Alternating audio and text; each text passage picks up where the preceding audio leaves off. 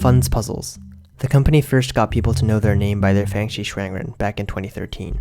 Back then, they had one main goal: to make a cube that would be better than the Dian Zanshi. Although many people stopped using the Guangying as Moyu cubes started getting popular, Fangshi cubes still have a substantial fan base. But could the next Fangshi be a threat to the Yaolongs? This is the Guangying, Fangshi's latest flagship, as well as the successor to the Guangying. The cube is the same size as the original Guangying, 57mm. The stock stickers are definitely on the brighter side, especially the blue and the green, but they're just stock stickers on a $15 cube. Don't expect too much. To sum up the performance of this cube, I would say it feels more like a blade than the previous blade cube, so they named. It's fast and sharp, maybe sometimes too fast, and it'll do bad for you if you don't know how to control it right. So here's the question: is this cube any good? Well, let's say that what it's good at is really good, but what it's bad at, it's kind of terrible. Let's start with what it's good at. First off, it's really stable, and it's not surprising knowing that this cube is coming from Fangshi. Oh, and do you remember that sandy feeling the Guangying had? Well, it's pretty much gone.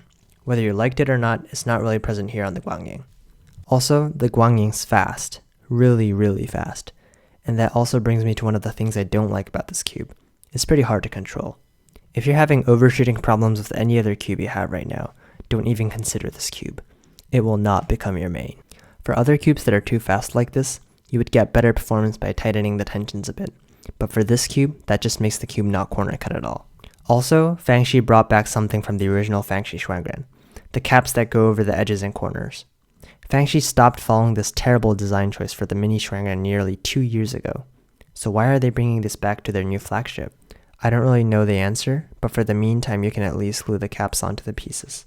The internals of this cube follow similar geometry to the Guangying, but changes in the wings of the edge pieces and corner stocks were made. As I mentioned earlier, these changes do the job of keeping the cube stable very well. The bases of the center caps are quite on the shallow side, so expect them to come off when you carry the cube around in a bag. Fangshi focused on one thing: to make an incredibly speedy cube.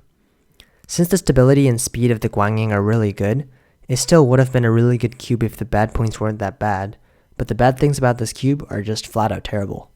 I would give Fangshi's 2015 flagship a C, just because the overall experience and performance that I get out of this cube are just not that great compared to other companies' flagships.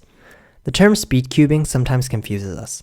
It makes it seem like the only thing that matters is how fast the pieces can glide around the center. In reality, the best cube should be the best balanced one. Fast yet controllable, flexible yet stable.